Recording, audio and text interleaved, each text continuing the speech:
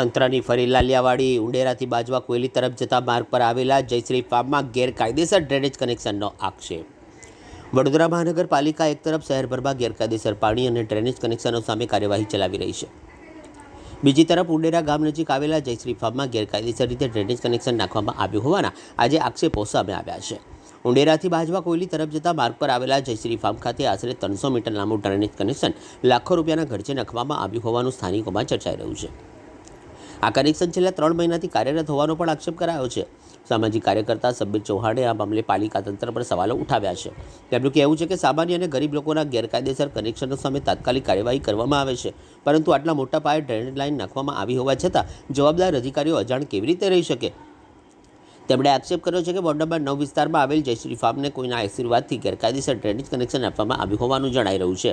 સમગ્ર મામલે નિષ્પક્ષ તપાસ કરીને જવાબદારો સામે કાર્યવાહી કરવાની માંગ પણ કરવામાં આવી છે અને ચેતવણી પણ આપતા જણાવ્યું છે કે જો આગામી 24 કલાકમાં આ કથિત ગેરકાયદેસર કનેક્શન અંગે કાર્યવાહી નહીં કરવામાં આવે તો પાલિકાની કચેરી બહાર ગાંધી ચિંધ્યા માર્ગે ધરણા પ્રદર્શન પણ કરવામાં આવશે।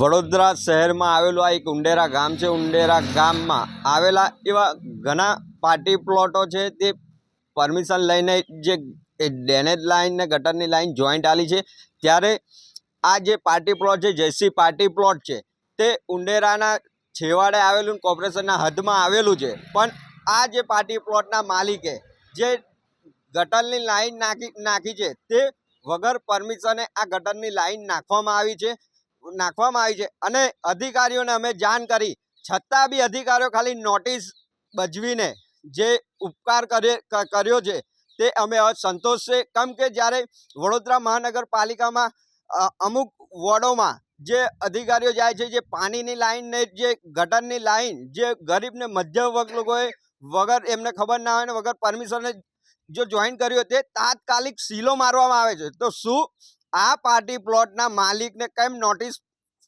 ફાળવીને બજવીને આ લોકો સંતોષ માને છે એ એક વિષય છે। કેમ કે આ પાર્ટી પ્લોટના જે માલિક છે એના પાછળ કોઈ નેતાનો હાથ છે તેવું લાગી રહ્યું છે। જો 24 કલાકના અંદર આ પાર્ટી પ્લોટના ગટરની લાઇનને સીલ મારવામાં નહીં આવે તો વોર્ડ નંબર 9ની કચેરીએ જઈને અમે ગાંધી ચિંધ્યા માર્ગે આંદોલન બી કરીશું। કેમ કે જો ગરીબ ને મધ્યમ વર્ગના લોકોને જો આ લોકો અધિકારીઓ એવું બતાવતા હોય કે અમે અધિકારી છે, તો એમને બી કહેવા માંગીએ છીએ કે અમે બી નેતાગીરી કરવા છે, તમને બી બતાવીશું કે તમારો હક કેવી રીતે લેવાય છે। કેમ કે આ પાર્ટી પ્લોટ દ્વારા જ્યારે ગટર નથી નાખી ત્યારે વોર્ડ નંબર 11માંથી ડ્રેનેજની જે ટેન્કર હોય છે ટેન્કર દ્વારા વોર્ડ નંબર 9માંથી ભરીને જે ખાલી કરવામાં આવે છે તે બી અમે પકડેલું। તેના પાછળ બી એક નેતાનો હાથ હતો તોય અમે છોડેલો। ત્યાર પછી આ જે ડ્રેનેજ લાઈન નાખી છે તેના પર અસંતોષ છે। જો વહેલી તકે અને આ ડ્રેનેજ પર સીલ મારવામાં આવે તેવી